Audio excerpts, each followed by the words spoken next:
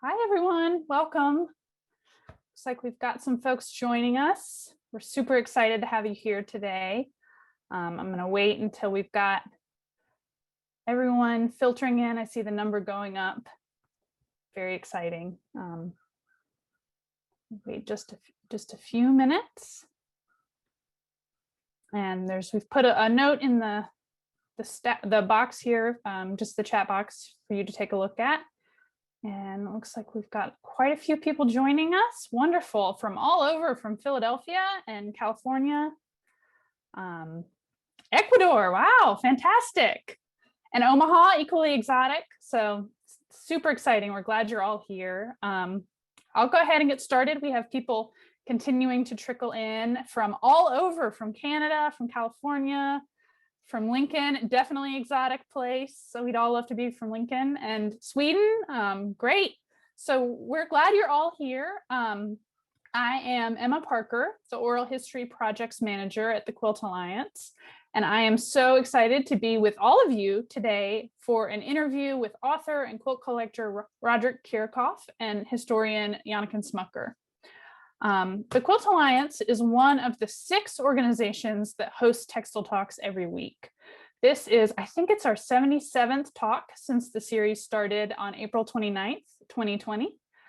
We are a nonprofit organization, the Quilt Alliance, that does documentary work about quilts and their makers through projects such as long-form oral histories, videos of people talking about their quilts, and events that celebrate the stories behind the quilts. I want to take just a quick moment to thank our sponsors. These talks are 100% free to attend, thanks to our underwriting partners, and their support fuels our mission to document, preserve, and share the stories of quilts and their makers. So we hope that you'll support our sponsors when you shop for tools or supplies or resources. They really care about textile history and textile conversations. So thanks so much. Also, before we begin, I have a quick reminder. Please note that you can use the chat feature, which many of you have already found. You can change your chat to going to just panelists or to panelists and attendees. So if you want to say something to everyone else, make sure you make that selection. It may say send to everyone, I think is the setting. If you want to chat with anyone or if you have any Zoom related issues, we can try to troubleshoot there. We will have some time later in our program for question and answer. So if you have any questions for our guests, as the program continues, you can put your questions there as you think of them, and we will we'll address them as we can if we have time during the Q&A portion.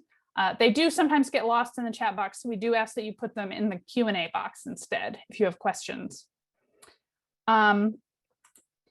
One of our flagship projects at the Quilt Alliance is the QSOS Oral History Project. QSOS stands for Quilters Save Our Stories, and it's an oral history project started by the Quilt Alliance in 1999, so 22 years ago.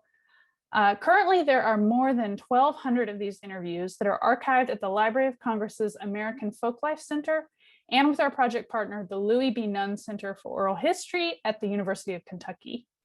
These are interviews with quilt makers across the whole spectrum of quilt making, from famous award-winning quilters and names I'm sure you know, to there's an interview with a 9-year-old boy who had just finished his first quilt. And recently we have been digitizing these interviews, many of which were originally recorded on cassette tape. And in 2020, we launched a podcast called Running Stitch, which is hosted by Janneken Smucker. It's going to be with us today. Running Stitch features new interviews with quilt makers, but Janneken and the guests also listen back to excerpts from our massive QSOS interview archive, which brings listeners to the podcast a range of voices on topics ranging from quilting during hard times, beginning a full-time career as a quilt maker, making your first quilt, and the intersection of quilts and music and quilts and writing. If you are a podcast person, I certainly suggest you check it out. We've done 2 seasons so far, and you can see some of our guests.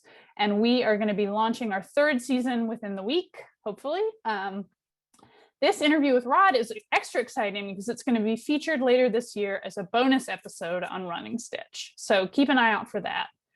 You can listen to all 12 of our existing episodes and a little teaser for our upcoming season which is focusing on the new generation of younger quilt makers anywhere you get your podcasts. So I just want to say that if you're listening to this later, also check out the podcast version of the same interview.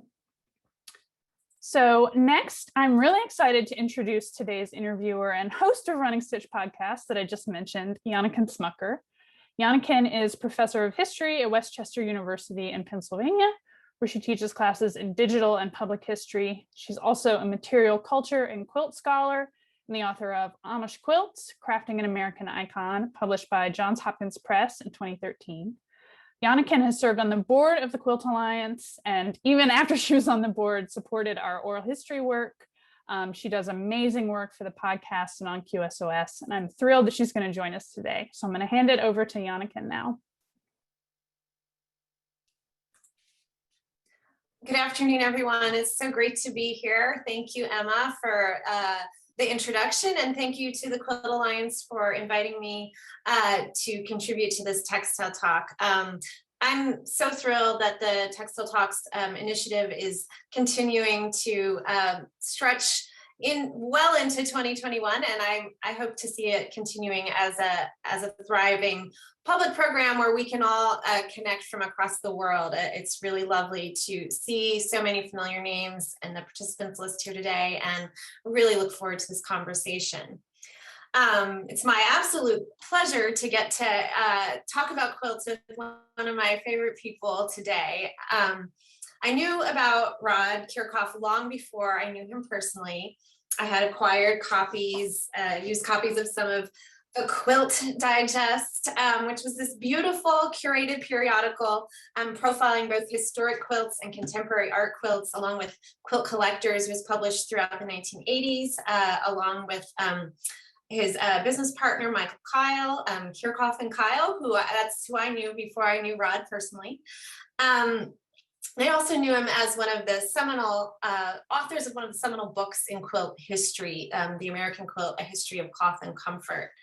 As Emma mentioned, I've written a lot about Amish quilts, and while I was researching Amish quilt collecting practices back when I was working on my doctoral dissertation and eventual book, I kept coming across this Kiracofe and Kyle. They were prominent collectors during the quilt dealers during the 1980s, and I'd see their advertisements and their names listed various places.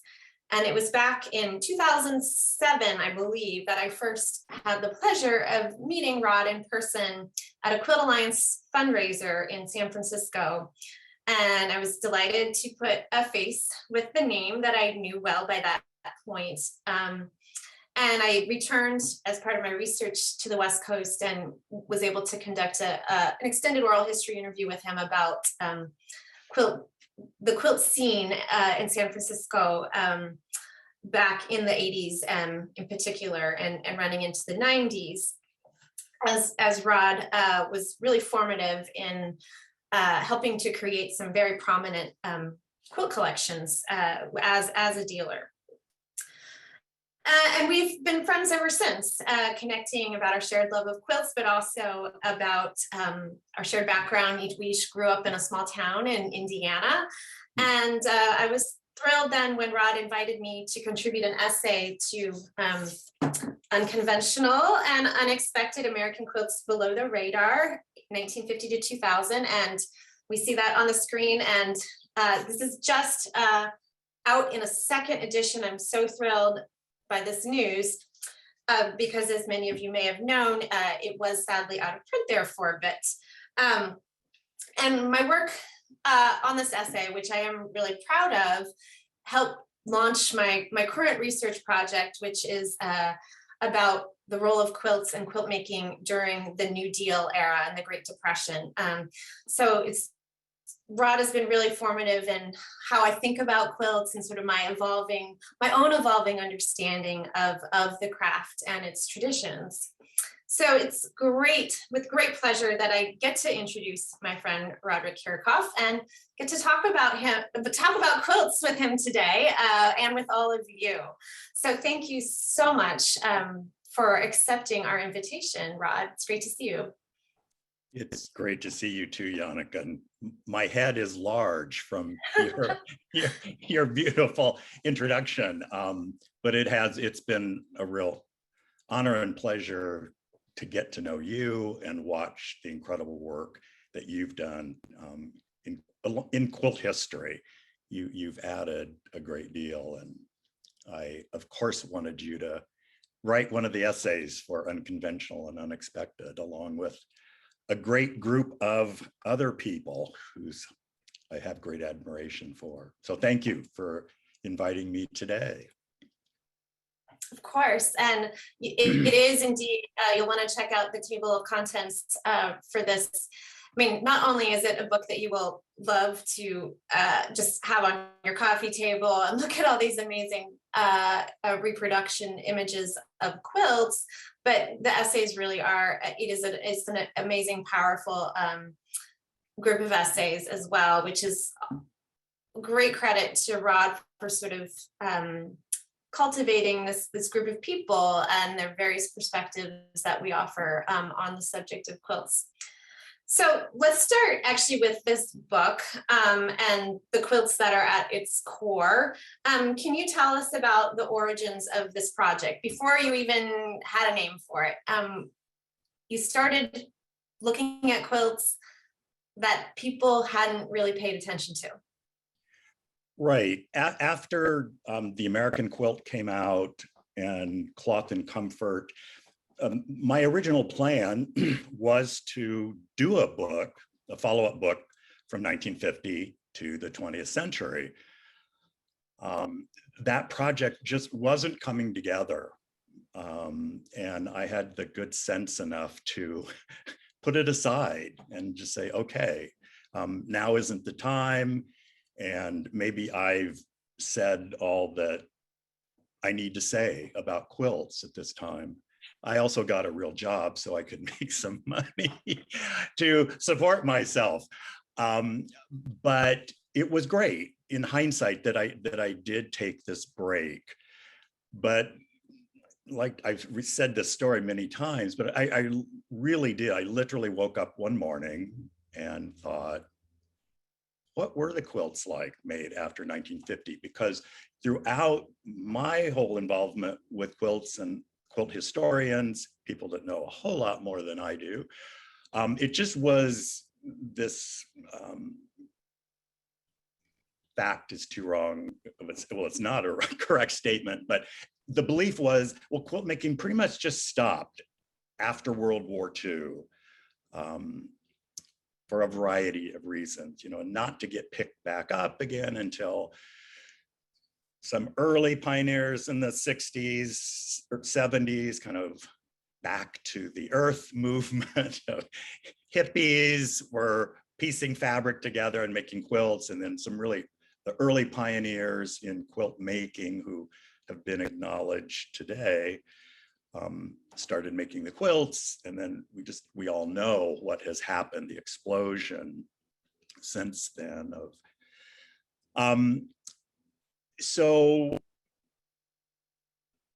I decided to start looking at what might be out there, and I was, of course, eBay was in early days, and then eBay was right in my backyard in Silicon Valley. I was curious about it. I had learned from some dealers that I knew were selling on eBay. And then there seemed to be a young new generation of people selling. So I was curious. Let me go look and see. Julie Silber kindly helped guide me. It's the first time I went on eBay. I felt like I was in the largest kind of intergalactic flea market that I'd ever seen in my life. And I just immediately turned around and walked out the door. She helped me filter this. So I could begin to just have some parameters of what I might be looking for. But to step back a little bit, all of the projects that I've done, I realize have been personal journeys. And this is no different. I decided that I was going to look for quilts that just appeal to my eye, my sensibility about art. I've always carried with me with the quilts, you know, the two threads of made by women. That comes from my maternal grandmother, watching her sew. She taught me to sew. I don't quilt, but just watching her at her foot-powered treadle sewing machine until she had it electrified. That was just a connection there. And then seeing a quilt hanging on a wall in 1973 in Pasadena, California, that somebody had bought it at a yard sale and hung it on her wall as a piece of art. And I just was stunned by that, standing back looking at it. So I decided on this project, I really was going to focus more on the quilts that struck me as relating to art, that were not perfect. That was another big theme. Things that were quirky, weren't perfectly made. She may have started with a traditional pattern, but then she veered off to the right or to the left with down a different path. And initially I thought, well, all the great quilts have been collected. They're in museums, or they're maybe still in a few private collectors' hands, and kind of this self-doubt, well, I couldn't collect quilts.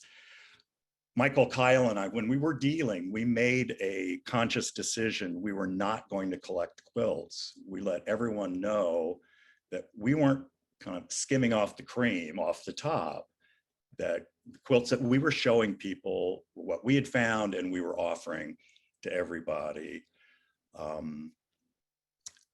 So I know I have a collector at heart. I like to collect things. So I decided I'm just going to look. Who knows? It may happen. I may try this for a couple of months and nothing happens. But fortunately, some really great quilts started coming in. And it's kind of a personal side of this was everyone said that I had such a great eye for quilts and art, and I doubted myself. Even up to this point, after having done all of the books, no. One was because I didn't go to art school. I wasn't trained as in art history or anything like that. Most of my artist friends who have MFAs said, you were really smart not to go to art school. It left me kind of just to be more of an outsider, I think, looking in. But it was about just, okay, trusting my eye, seeing what I personally liked and see if anything came of it. And well, let's open up the cover here and think about some of the quilts that you acquired for this collection. I happen to know that the International Quilt Museum recently acquired, how many quilts from your collection did they acquire? 35. It's actually 36. I sent, by mistake, I sent one, and I just said, okay, just keep it. The freebie, there's that saying, you buy 35, you get one free. It's right. So part of what I'm really interested in talking about with you today, and as we will start looking at some quilts as we do this, is one of the questions we ask in our typically often in these QSOS interviews that Emma described. One of the common questions is, what makes a quilt appropriate for a museum? And I think we both could say that's been a moving target. And I'm delighted, of course, that the International Quilt Museum, which I know and love, had the foresight to acquire these 36 quilts that you had collected. Why did you think these quilts, these kind of quirky, sort of well, as the title tells you, unconventional quilts. Why did some of these quilts, in your opinion, belong in a museum? I recently came across like 4 pages of notes that I wrote when I first started this, kind of just goals that I had for starting down on this venture. And I always felt if I found pieces that were good, that I thought were really strong, made great statements, that they were a part of our quilt history. And I wasn't seeing them in museums. Now, early, as I was starting to gather and find these great quilts, my editor from the American Quilt in New York said, do you know about the Gee's Bend quilts? There's a show here at the Whitney about them. And I said, yeah, I've heard of Gee's Bend. Quilt Digest 3 had an article written, I forget who wrote the author, but it was about the Freedom Quilting Bee and Gee's Bend quilts. And so, yeah, I mean, this is great. It's starting to happen. And as more and more quilts did come into the collection, I realized, I have found some pretty wonderful things. Not everyone's going to agree with me. Some people will find them ugly, or those aren't quilts. But I didn't care. It was all about what I thought. But I was showing them to artists and who were really responding to them. And early on, a few museum curators, I want to show you kind of what I'm finding out there. And just was my strong belief that these were quilts that had a place, could have a place in museums, that they showed similar things that were happening in art, modern and now contemporary art, at the same time that these pieces of art were getting recognized in gallery shows in New York primarily, and other places, and being collected by museums, as well as just putting together more of the story about America's quilts. So when we get to what belongs in a museum, that really is the multi-level. And I can only speak from a collector and somebody that has been involved with selling quilts to museum and or donating my own, or from other collectors helping place them.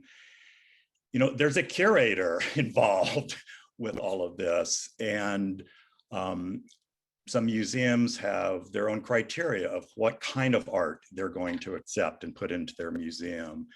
Specifically, though, then textile curators, they may be looking for specific things, or they may have a bias towards a certain type of quilt. Or I know textile collectors that have told me they don't really like quilts so much. So, there can be a lot of hoops and barriers to jump through, or you just go on to the next. But definitely the museum curator is kind of the front door. And then many museums have acquisitions committee or boards vote on acquiring a piece. I mean, there's a lot of different criteria, but I know that in my mind, when I see something that I really am passionate about or feel really strongly about, and can see connections to art, I just feel like those deserve to be in a museum. So, well, let's get into looking at some of these quilts then, and you can tell us a little bit about why, I don't know if there's a particular quilt that would speak to sort of what you're explaining here in that regard. Is there a particular slide we can start with? Well, I sent you slides of some of these first quilts are quilts that are in museums. This quilt now is at the International Quilt Museum. A lot of what I found did not come with a maker's name, or if it did, I couldn't find a connection, find them in any kind of genealogy record, but I kept that name, but I wasn't going to present them out to the world as this was definitely made by so-and-so unless I could document it. This was a quilt that came on eBay. There was a dealer that was working with Virgie Walton and her husband. They had downsized and had moved into, I think, a retirement community. And this was on eBay. And I just thought, this is an amazing, spectacular quilt. To me, it looked like a flag. Now here, depending on the way it's turned, if it's turned horizontally, it has that flag appearance, but even this way, vertically, it has like a bunting banner. All of those strips were cut out. The printed fabric, the circled fabric, those are all cut by hand.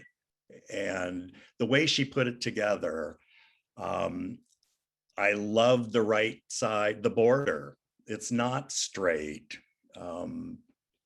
That's just the way it was made, but I see it blowing in the wind. Then of course, can't help. Anytime I found, a flag-like quilt, I couldn't help but think of Jasper John's flag quilts and the importance of those to modern art. And again, this isn't about comparing quilts to certain painters. It's just what was happening, that these could be being made at the same time. In some cases, there's a wonderful quilt we're going to look at some point, that it's complete pop art. And it was made before Andy Warhol and other artists were creating that kind of art that became known as pop art. But really excited that I did have the maker's name, did the genealogy. She is African-American. A lot of quilts are presented out there as being made by an African-American maker. If you ask deeper, well, it looks like one. Well, that isn't always the case of identifying it completely. I feel like I have looked at enough quilts and enough quilts made by African-American that I'll get a sense of, I think it probably was, but not necessarily. I did find quilts that came with a maker's name and was said it was African-American. I was then able to find, doing ancestral genealogy research, well, that woman actually was white. And it showed on the census records that she worked in a factory, a mill, where she would have access to fabrics and all. And okay, let's go to the yeah. As I've warned you before, I'm a talker. It's all right. I don't want to interrupt, but I do want to make sure we get no. Lots of pictures. So one of my questions here for you is, and I certainly agree that these belong in a museum. Why do you think this type of quilt was ignored for so long among collectors, curators, museums? I mean, you mentioned, meaning even in your own work, like the American quilt cut off at what, 1940 50. Or 50? Well, yeah. It right. went to 1950.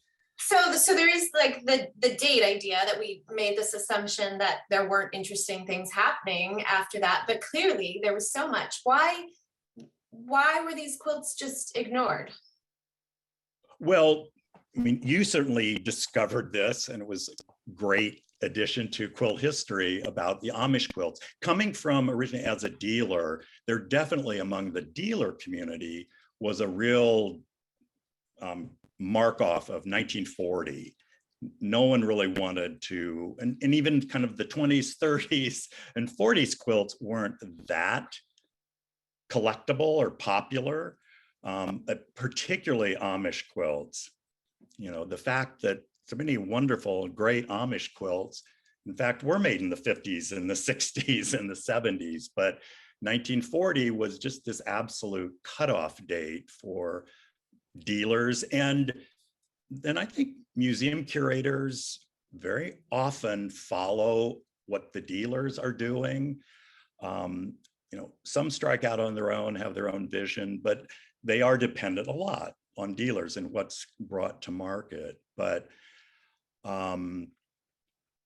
this quilt also is at International Quilt Museum. I hung this on the wall of the quilt barn as I was boxing up quilts to send to them. And people said, well, how can you do that? Or do you have a favorite?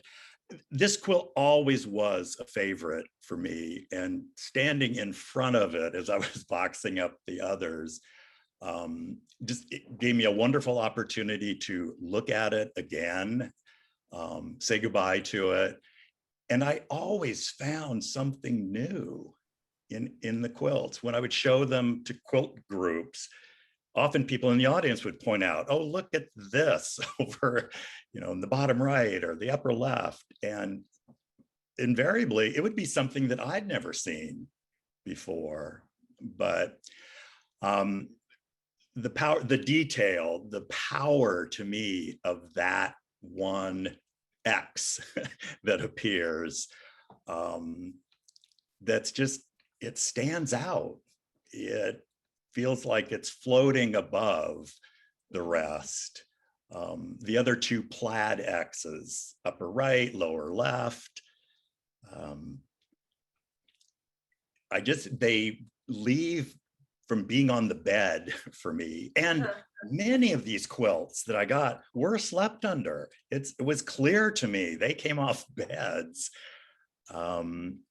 But I think that's one of the differences between that earlier idea of a museum quality quilt is we wanted them to be pristine, exactly. Almost never used, which was Right. very common of many so-called high style quilts of the 19th century really had not been used in any everyday sense. Yet these show that wear, you know.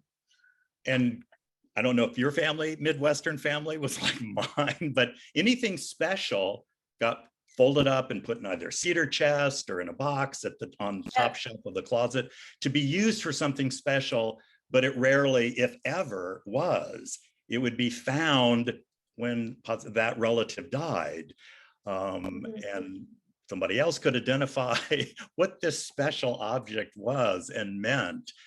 So yes, there were a lot of families did want to protect or wanted to save, and thank goodness they did, that we do have wonderful objects in museums. But it was just exciting to me to realize, you know, these were slept under. These were made to keep people warm. People did sleep under them. But I was having this opportunity, and I've been grateful that I've been given platforms to be able to just show them to other people, show them out in the world a little bit more, and have people respond or not to them. This is another piece that went to International Quilt Museum. This quilt is just wild and crazy. And, you know, there would be a lot of people say, well, why would that want to be in a museum? And again, it just was one of the oddest pieces that I came across. When it was photographed on eBay, it looked like it was on fire. All of the orange quilts, or all of the orange ties, let's go back to the first picture. It just looked like the piece was on fire. And this doesn't give that effect, but when I got it and started looking at it, I realized what it was. It was a store-bought bedspread from 50s or 60s, probably 60s or 70s, floral polyester, that the maker cut it up into strips and then sewed those strips back together. And then it's uncountable, the number of ties that these orange, pretty sure they're polyester yarn, put on top of it. You don't need, anyone that knows how to make a quilt or made a quilt, tied a quilt, you don't need that many ties to hold the front and the back together. I just thought, you also don't need to, if you buy a store-bought bed cover, you can also just leave it as a bed cover, right? I mean, this is so intentional. It's so intentional. Yes. I mean, what inspired her to do it? Was she, I don't want to I've said kind of like, I would think possibly after doing something like this, one would go a little crazy, or maybe one started, or just, the crazed artist. Who knows what, but it's just, again, it was just so odd, so unusual. And tied quilts have just been kind of considered the lowest of the low in the textile, in the quilt world. No one was interested in tied quilts. I did show in the American Quilt, great tied quilt that America Hurrah, Joel and Kate Kopp had. And I actually did pepper throughout the American Quilt these sort of quirky, unusual things that you just wouldn't expect to have in. I knew going into it, I could have the most perfect quilts from collectors, from museums, people wanted to loan them to me to use in the book, that I could just show these perfect pieces. Well, life is not perfect. And this has been being recognized today, that a lot of what's shown in museum comes from an upper class of wealth. It doesn't represent necessarily all the people. And what about things that were a little bit more of the people, or things that you don't expect? So I've always loved tied comforters. And again, I was just finding at this time period, some go before 1950, but I just, again, they felt to me, they looked to me like just something amazing. And I wanted to push the envelope. Let's get some of these into museums. So it is beginning to happen. This was a great quilt top, unfinished top. I found any number of incredibly, again, speaking to me as works of art, quilt tops. And then what fascinated me, and so many times, the back of them. The left is the top, the right is the back of this quilt, the foundation of how it was pieced together. And how she placed those colored blocks, her foundation blocks, to me.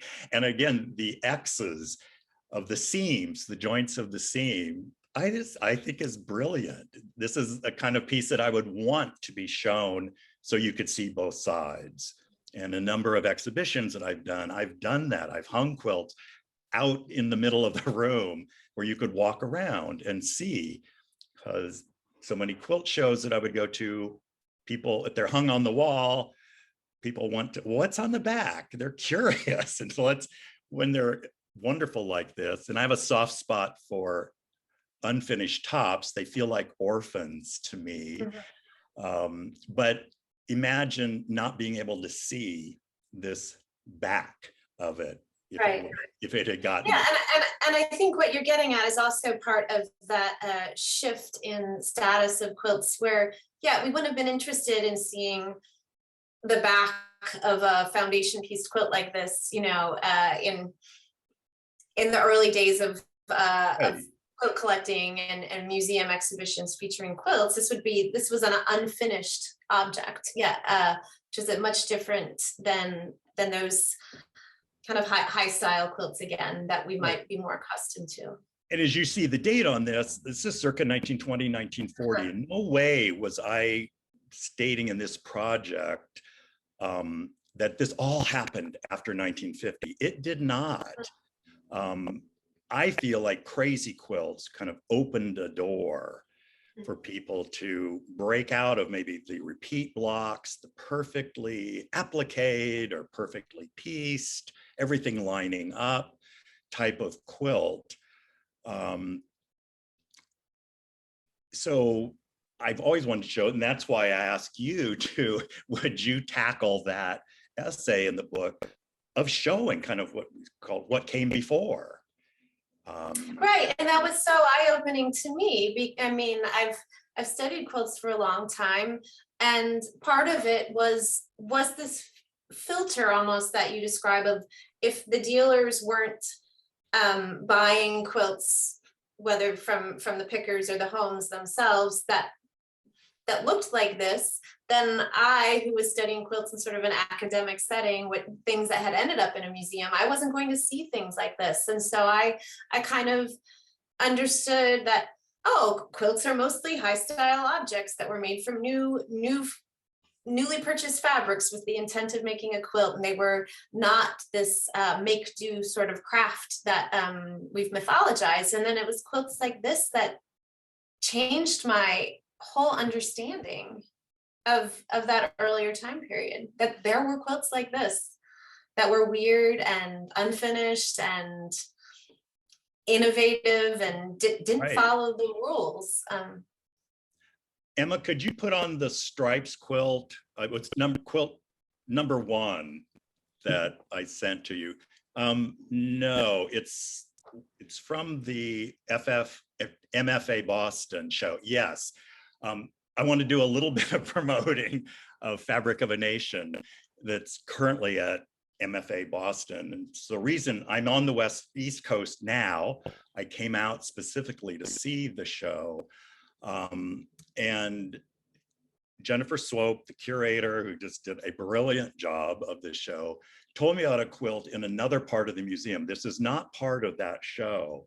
I'm blanking on the title of it. It's in an area of the museum where they're showing objects from different types of medium, painting, sculpture, and pieces that are early, pieces. This was shown with an African textile and then a contemporary painting by an African-American artist. This was made by Annie Mae Young in Gee's Bend in 1975. It's made out of corduroy.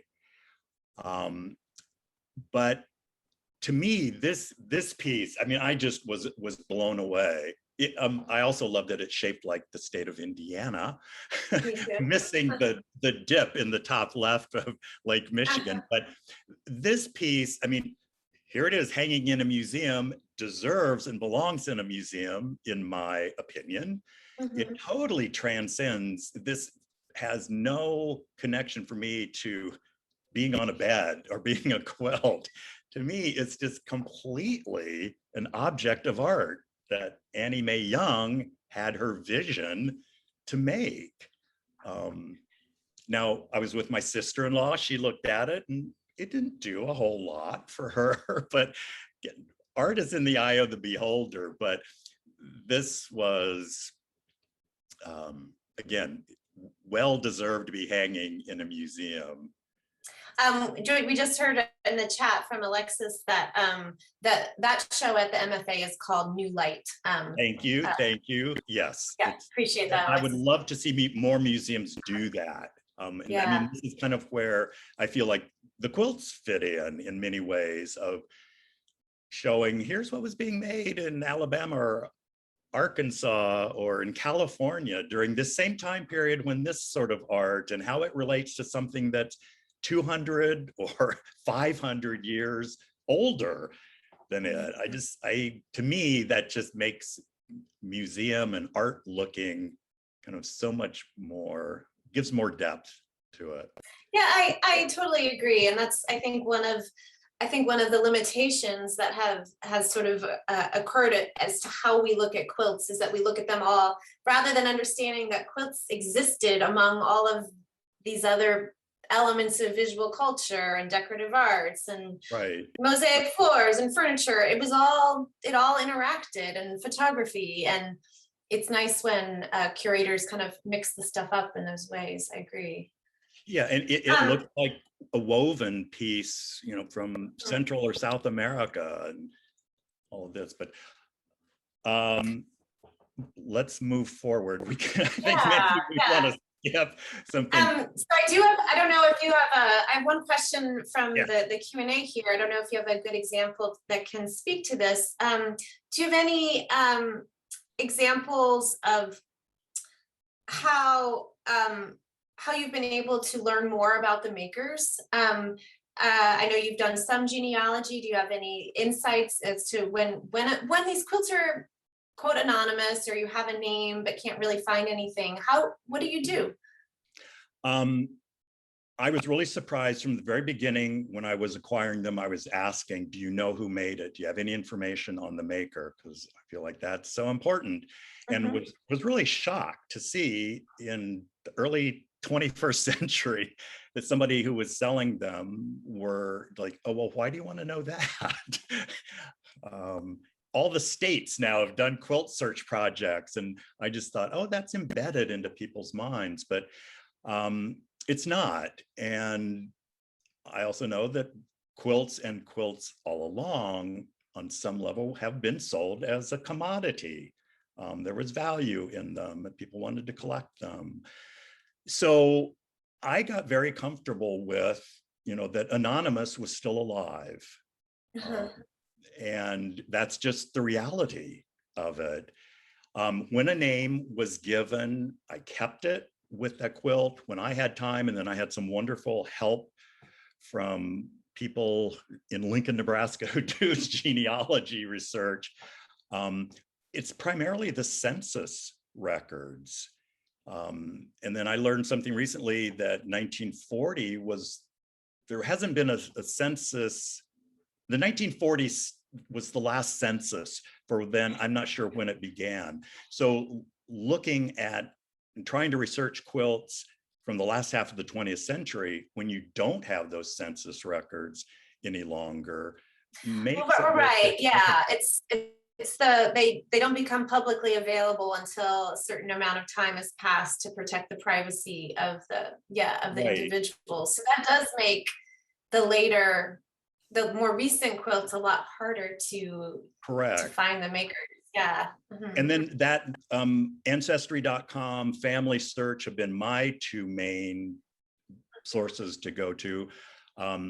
Those get updated, and I didn't realize that, because I would look up a person's name kind of 10 years ago and not find much, but then 2 years ago, there would be more information and I could begin to put some more pieces of the puzzle together.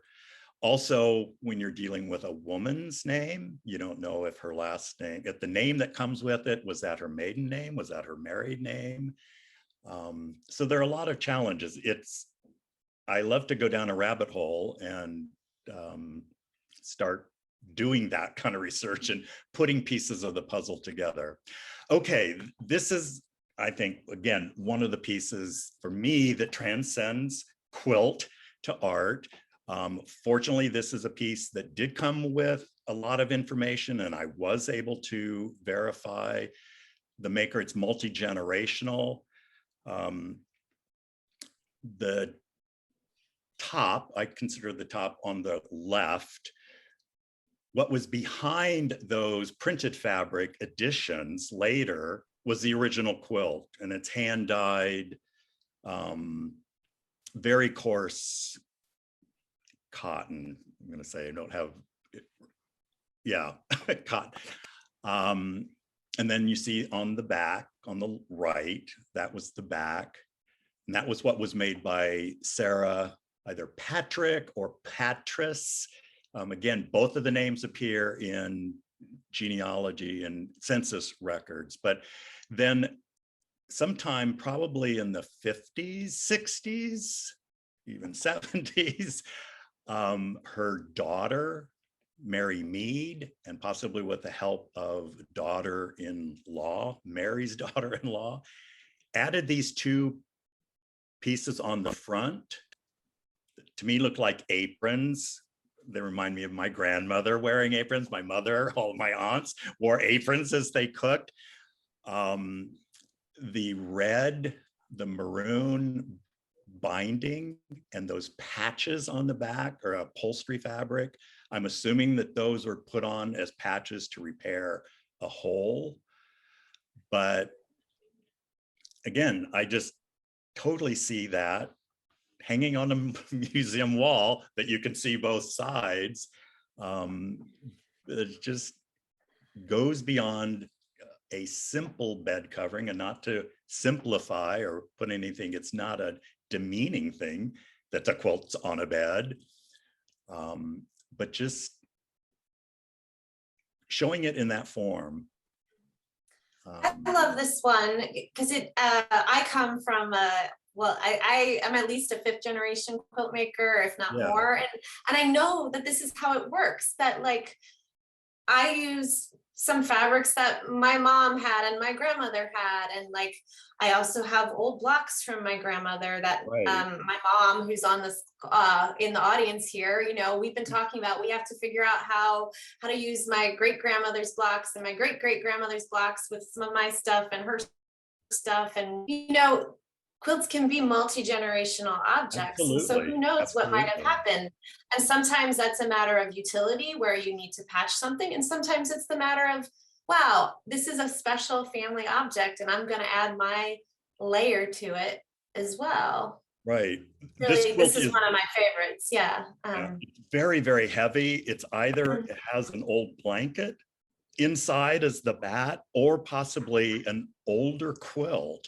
I've not wanted to open up seams and go in and try, but it just is so heavy. It would definitely keep you warm on the bed. And then I just want to, my great nephew, I've got a paper quilt behind me that my great nephew just gave me 2 days ago. In preschool, his teacher had the kids make paper quilts, cut paper and color and paste them and make a quilt. And when I saw it, I just immediately thought of this quilt, just kind of same design, same idea. Let's put these 2 blocks on the front of this quilt.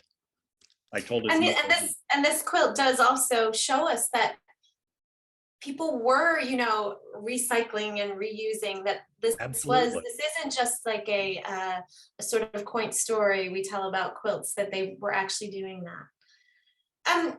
Before we run out of time. Oh yeah. All right, go ahead. No, important enough that, you know, to patch it. And yeah, absolutely. Yeah. Before we run out of time, I do want to make sure that you have a moment to tell our audience about the new edition of Unconventional and Unexpected.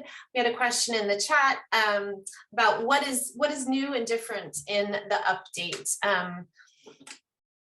I was just really, really grateful when I went to Quilt Folk and asked them if they would be interested in reprinting the Unconventional and Unexpected, when the previous publisher decided they weren't going to print it any longer. And they were thrilled to have it offered to them. We originally thought we would reprint it, have it back out there for people to have, but then just thinking more and more about it, like, let's add quilts, let's add some new pieces.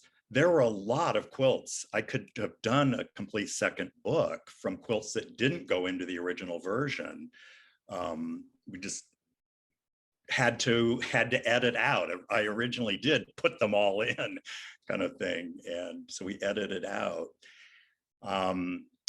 And then Carolyn Maslumi was invited to, we thought, let's have a foreword put into the book. Just really, really grateful that Carolyn was excited about doing it and wanted to write a foreword. She wrote a beautiful foreword to the book, and I believe it's 23 additional quilts that came to me in various forms. One is from Marjorie Childress again, and the original book, it isn't just all my quilts. I wanted other people represented. There are people out there. Eli Leon is one. His quilts now reside at Berkeley Art Museum and Pacific Film Archives, but I borrowed quilts from him. Marjorie Childress, a collector in New Mexico, has a great, great eye, borrowed quilts from her. This one and the back is, yeah, again, another piece of pop art to me. The maker didn't wash out or bleach out those two cows from the feed sacks that she used. She did hand dye those feed sacks. That cow, I see that red quilting.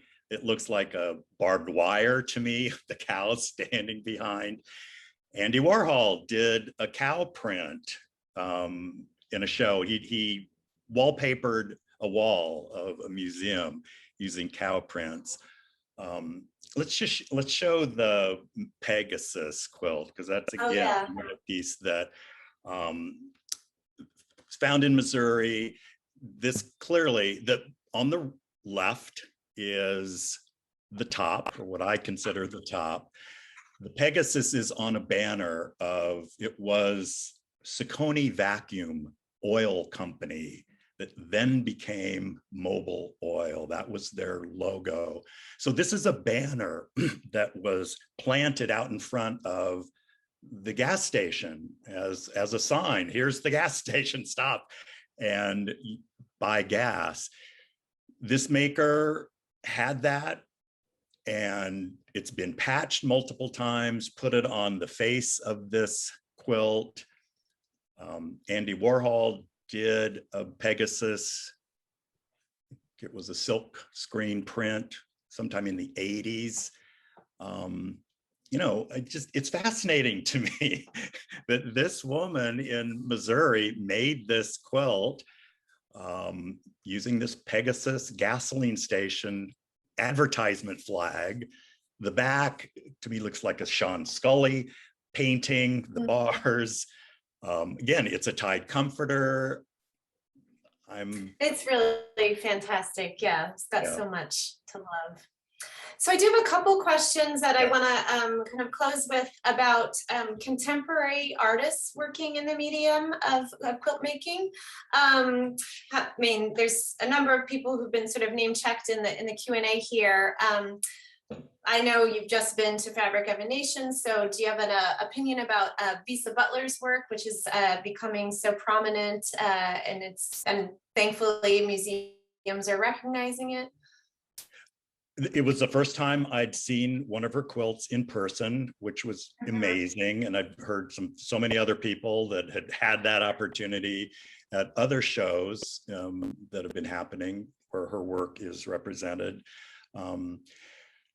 Had the good fortune to hear Jen Swope talk about seeing the top in her living room studio and just kind of the backstory of it being made. But they're just incredible works of art and representing African-American history. And yeah, they're incredible.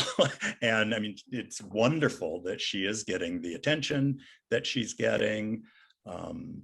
Yeah, it's just. Are there other artists working today who you would consider belong in museum collections? I know there's probably way too many to name, and we don't want to name some and not name others, but I know. Yeah, right.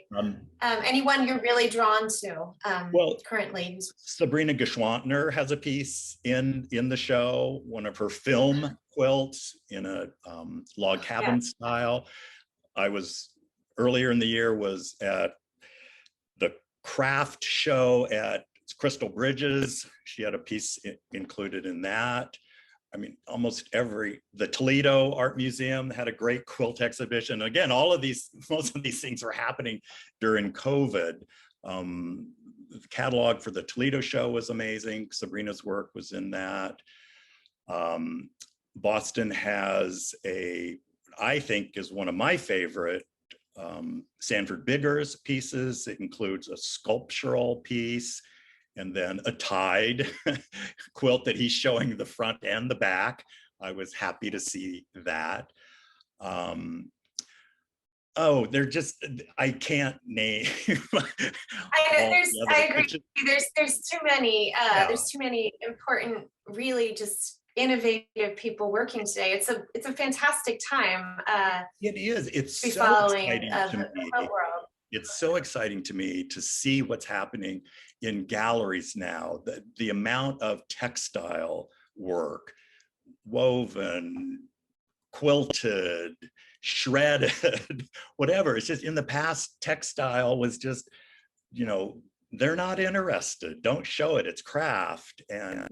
And the number of museums now that are on board with, let's show this work by other artists and in this different medium. It's just so many people, there are just so many makers working today and producing such beautiful, beautiful work. And having been in this world for 40 years, and always kind of trying to move towards that, having museums recognize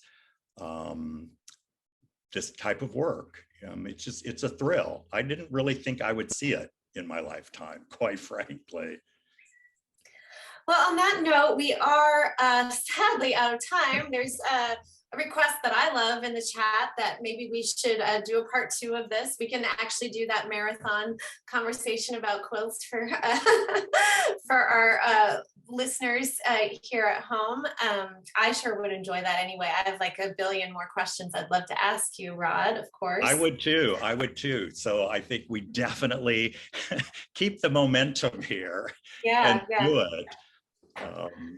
Well, thank you all for your great and lively chat and for being a wonderful, engaged audience. I wish we had more time with you today.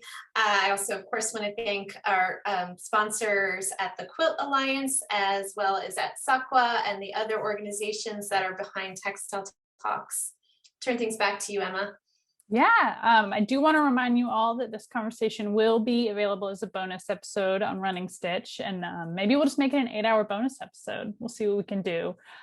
Record a new conversation, and you can support the Quilt Alliance by becoming a member or making a donation at quiltalliance.org. Please do contact us if you're interested. We have some volunteering tasks related to listening to QSOS interviews. So if you enjoyed this interview and listening to people talk about quilts, certainly get in touch. That should say quiltalliance.org, not Alliant. Sorry about that. And again, we are so grateful to our Textile Talks sponsors who make this possible and make it free. And we're just delighted. Thank you again, Janneken and Rod. We are so happy to be here. And thanks again. And thanks to all of you for attending. Yeah, thanks. It's been our pleasure. Yeah, thank you. Thanks. Bye-bye. Thank you, Janneken. Thank you, Rod.